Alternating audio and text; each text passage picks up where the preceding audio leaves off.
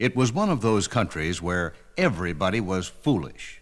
The king was foolish, the people were foolish, the giants, the elves, the dragons, everyone foolish. The largest town in the country, Fooladelphia, could be recognized by the high brick wall which had been put up around it to keep out the cold weather. All the houses in Fooladelphia were built with the downstairs upstairs and upstairs downstairs, making it easy to run upstairs if you forgot something. Among the public buildings was a handsome library that even had a special section of books with extra big type for people who were hard of hearing.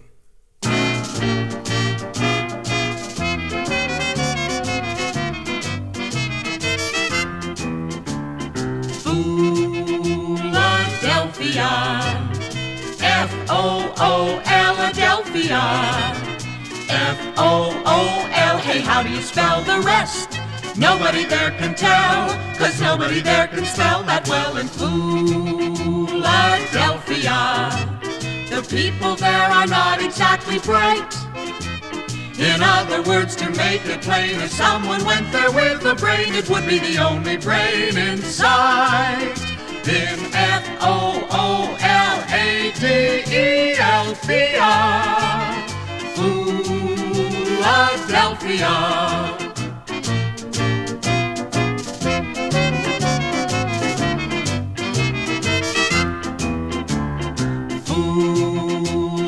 Fooladelphia, the people there are not exactly bright. In other words, to make it plain, if someone went there with a brain, it would be the only brain in sight. In F-O-O-L-A-D-E-L-V-I,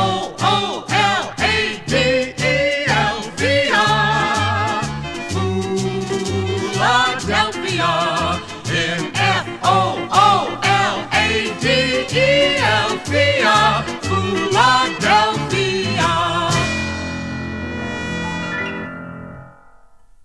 In the town of Fooladelphia lived a little tailor who spent so much of his time dreaming of being rich and famous that he was very poor. All day he dreamed and worked and worked and dreamed, only stopping for lunch. Every day for lunch he made himself a peanut butter and jelly sandwich on white bread, from which he carefully trimmed off the crust with his scissors, because he didn't like crust. He also took off the peanut butter because he didn't like peanut butter either. One warm summer day, as the jelly jar stood on the table while he went to get the peanut butter, a swarm of flies flew in the window and began to buzz around the jelly.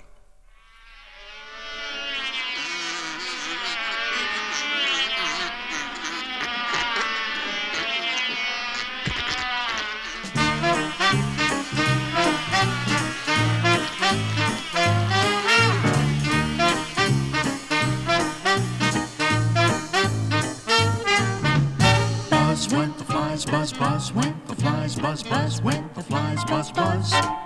The flies will swarm when the day is warm, and this one was.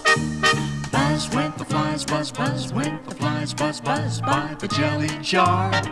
For such a treat flies come to eat, and they come from near and far. You just could not have killed a lot unless you got a lucky swat. A lucky swat the tailor got. He picked his spot and his aim was hot. Zunk went the flies, zunk, zunk went the flies, zunk, zunk went the falling crowd. With just one blow he laid 'em low, and boy, was he proud.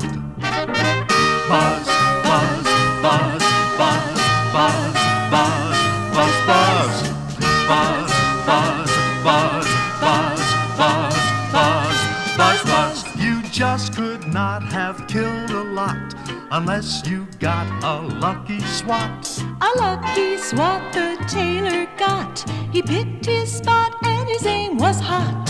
Zunk went the flies, zunk, zunk went the flies, zunk, zunk went the falling crowd. With just one blow he laid 'em low, and boy, was he proud. Buzz went the flies, buzz, buzz went the flies, buzz, buzz went the flies, buzz, buzz. Zunk went the flies, zunk, zunk went the flies, zunk, zunk went the flies, zunk, zunk. went the flies buzz buzz, went the flies buzz buzz, went the flies buzz buzz. 1, 2, 3, 4, 5, 6, 7. 7, 7, 7. 7 at one blow. I killed 7 of them. I amaze myself. I am truly marvelous. He rushed to the window. Now hear this. Now hear this. All you people out there, fellow Fooladelphians, I've killed 7 at one blow. 7, 7, 7. He was so proud that he went back to his workbench and made himself a belt on which he embroidered the words 7 at one blow. In the meantime, the story went from neighbor to neighbor that the little tailor had killed 7 at one blow. But Fooladelphians being Fooladelphians, no one bothered to ask, 7 what? All they knew was that this called for a celebration in the tailor's honor. And so a celebration was held, including a big parade.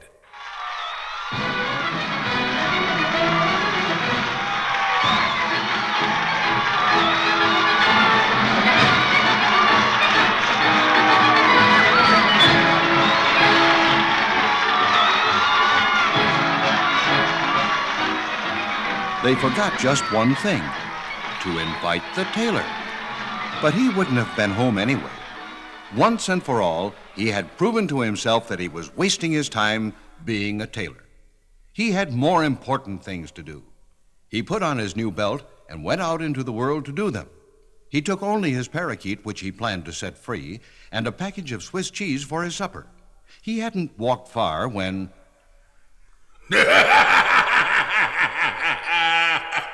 He looked up, and up. Are you a giant? I don't know. I guess so. You think that's why I'm so tall? Never mind. Want to see a trick I can do? The giant picked up a stone and squeezed it so hard that water came out.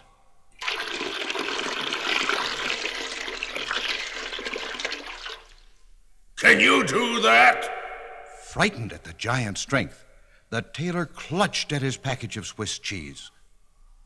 Gosh! Look what you did! I did? Oh, yes, I did. What'd I do? You squeezed the holes right out of the Swiss cheese. Oh, that's one for you. Hey, how are you at throwing? The giant picked up a stone and threw it up into the air.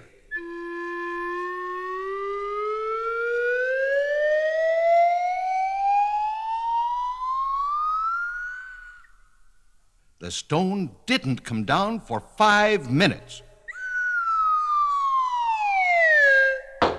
By now, the little tailor was perspiring so hard that he reached into his pocket for his handkerchief to wipe his forehead. Out flew the parakeet. In a moment, it was out of sight. It didn't come back.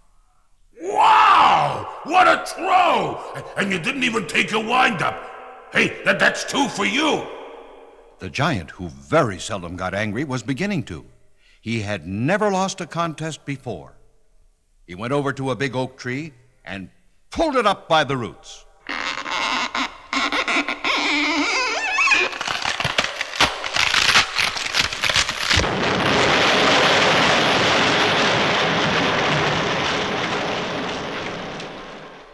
We'll see how strong you are. Let's carry the tree back to my cave. I'll take the trunk, and you carry the branches. Now the trick's on him. He's got the fattest part. The giant picked up the trunk easily, and the tailor hid in the branches where the giant couldn't see him. Without knowing it, the giant was carrying one big oak tree and one little tailor all by himself. He kept looking back over his shoulder. Hey, how you doing back there? Fine. Holding up my end. Tired? Oh, no. Everything back here is O-A-K. Well, I'm getting tired of you. By the time they got to the cave, the giant was furious. He went off by himself in the corner and sulked.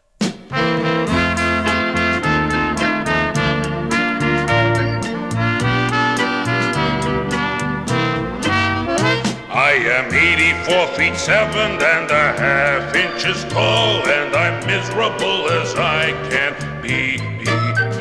For this tiny little man, maybe 5'3", is making a monkey out of me.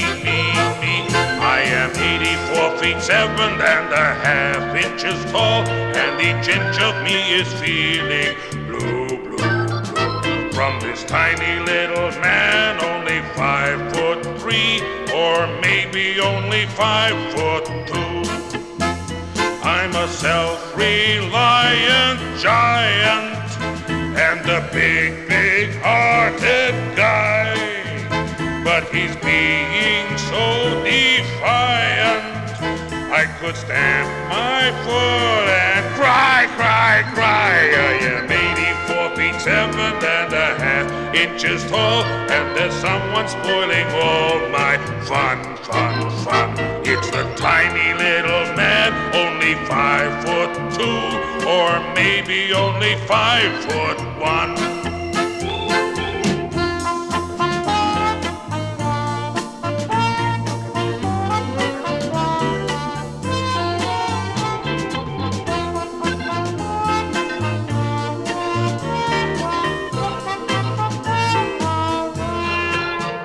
I'm a self-reliant giant and a big-hearted guy, but he's being so defiant.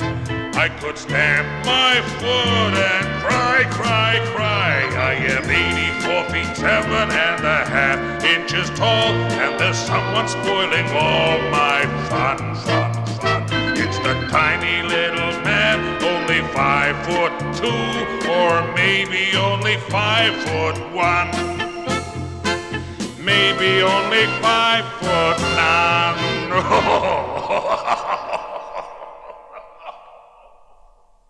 A very poor sport who wanted to win every single time, the giant decided he had to get rid of the tailor. He invited him to spend the night, and when they went to bed, the giant lay with his eyes closed, pretending to be asleep. As for the tailor, he took off his clothes, laid them neatly on the guest bed, and went to sleep on the chair, as was his usual habit. At home, he never slept in bed, because if he messed it up, he'd only have to make it in the morning. At midnight, the giant arose in the dark, took his best club, and tiptoed toward the bed where the tailor's clothes were lying. He raised the club and...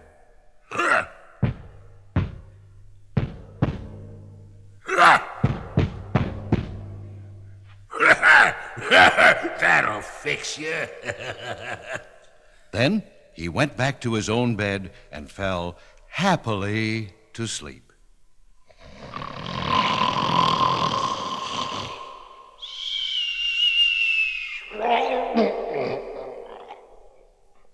The noise of the giant's club had awakened the tailor, who opened one eye and saw what was going on, and decided it was time for him to leave. As soon as the giant was asleep, the tailor grabbed his clothes, dashed out of the cave, and was soon miles away. He didn't stop running until he came to a large building, which looked like a palace. In fact, it was a palace, the king's palace. He was so tired from running that he lay down outside the palace gate and went to sleep. In the morning, he awoke to find a crowd of faces looking down at him and staring at his belt. Look at that! 7 at one blow! Witches, I'll bet. No, it must have been dragons. I say ogres and trolls. It was flies. The crowd began to laugh.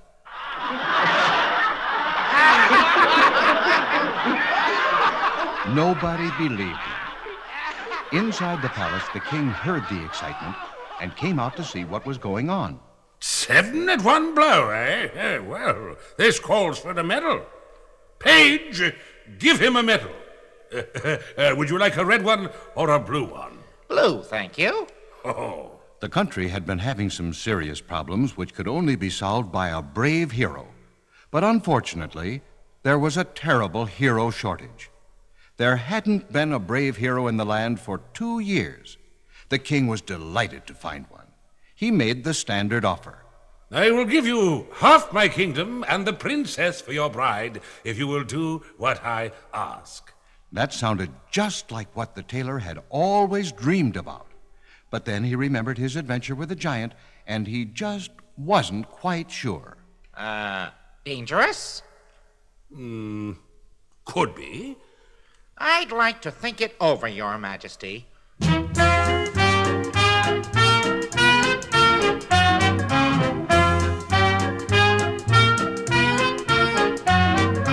This could be dangerous, this could be scary. I'm not a person who is very contrary. Don't like to argue, don't like to fuss, but this could be very, very dangerous. Well, we are all waiting. I have a question. Yes. About my half of the kingdom? Yes. Could it be the inside piece? I don't care for the crust. Granted.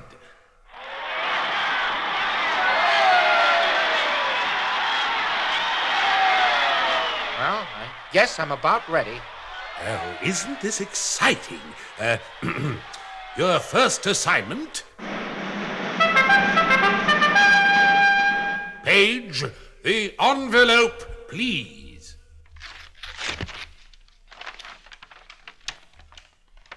Your first assignment will be to slay the 2 giants who have been a danger and a menace to the countryside for years. Danger and menace? Yes.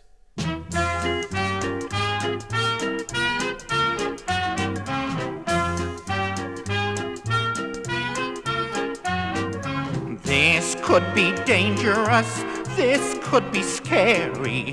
I'm not a person who is very contrary. Don't like to argue, don't like to fuss, but this could be very, very dangerous.